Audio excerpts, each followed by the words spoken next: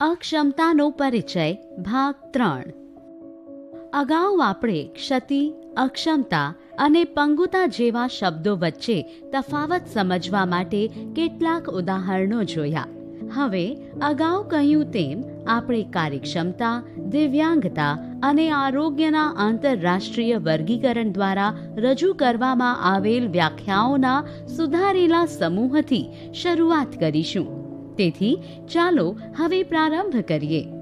World health organisation, જેને સામાન્ય રીતે WHO તરીકે ઓળખવામાં આવે છે, તેણે ICIDHને સુધારવા અને પુનઃ આકાર આપવા માટે ઘણા પ્રયત્નો કર્યા છે અને 2001માં ICIDHનું એક મોટું પુનરાવર્તન બહાર પાડ્યું છે.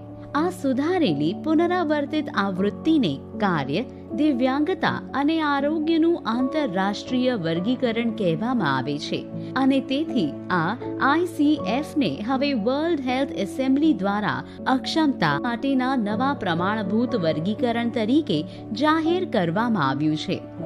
ICFના આધુનિક અભિગમે 2 મોટા ફેરફારો કર્યા છે. પહેલો મુખ્ય ચાવીરૂપ ફેરફાર એ ભાષામાં નકારાત્મક શબ્દો જેમ કે ક્ષતિ, અક્ષમતા અને પંગુતામાંથી અનુક્રમે તટસ્થ શબ્દો શરીર, કાર્ય અને માળખું, પ્રવૃત્તિ અને સહભાગિતામાં પરિવર્તન પામે છે. અને બીજો ફેરફાર દિવ્યાંગતા શબ્દ છે.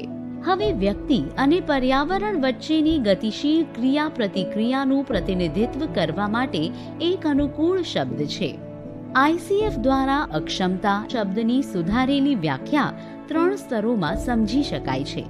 સૌપ્રથમ છે જીવનના બહુવિધ ક્ષેત્રોમાં કામ કરતી વખતે અનુભવાતી દિવ્યાંગતા, જેમ કે ચાલવું, સ્નાન કરવું, કામ કરવું, શાળાએ જવું, સામાજિક સેવાઓનો ઉપયોગ કરવો અને આવા બીજા ઘણા ક્ષેત્રોમાં કાર્ય કરવું. બીજું છે વ્યક્તિ વચ્ચેની ક્રિયા પ્રતિક્રિયાના પરિણામે જોવા મળતી અક્ષમતા. સ્વાસ્થ્યની સ્થિતિ મુજબ તે વ્યક્તિના સંદર્ભિત પરિબળો, પર્યાવરણીય પરિબળો અને વ્યક્તિગત પરિબળો છે.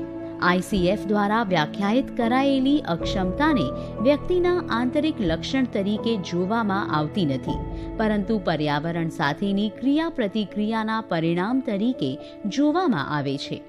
આરોગ્યની સ્થિતિ સાથે એક જ વ્યક્તિની ક્રિયા પ્રતિક્રિયા વિવિધ વાતાવરણમાં વિવિધ કાર્યકારી સ્તરો પેદા કરી શકે છે. ત્રીજું છે દિવ્યાંગતા અને વિવિધ સ્તરોનું સ્પેક્ટ્રમ. ICF વ્યાખ્યાયિત કરે છે કે અક્ષમતા વિવિધ સ્તરોને આવરી લે છે, જેમાં શારીરિક હલનચલન, શારીરિક કાર્યો, સામાજિક કાર્યો વગેરેને સમાવે છે. શરીરના કાર્યો અને બંધારણમાં ક્ષતિઓ. પ્રવૃત્તિમાં મર્યાદાઓ. અને સહભાગિતા પર પ્રતિબંધ. આમ ત્રીજી વ્યાખ્યા માટે અક્ષમતા માટેનું સમીકરણ સમાન છે. પંગુતા એટલે કે A+B+C છે. આ વ્યાપક અભિગમ સામાજિક નીતિઓ અને અન્ય હસ્તક્ષેપોના નિવારણ, પુનર્વસન અને પ્રોત્સાહનમાં ઉપયોગી છે. હવે જ્યારે આપણે અક્ષમતા અને પંગુતા શબ્દની વ્યાખ્યા વિગતવાર સમજી ગયા છીએ, તો ચાલો કેટલાક વધુ ઉદાહરણો અમારા આગલા વિડીયોમાં જોઈએ.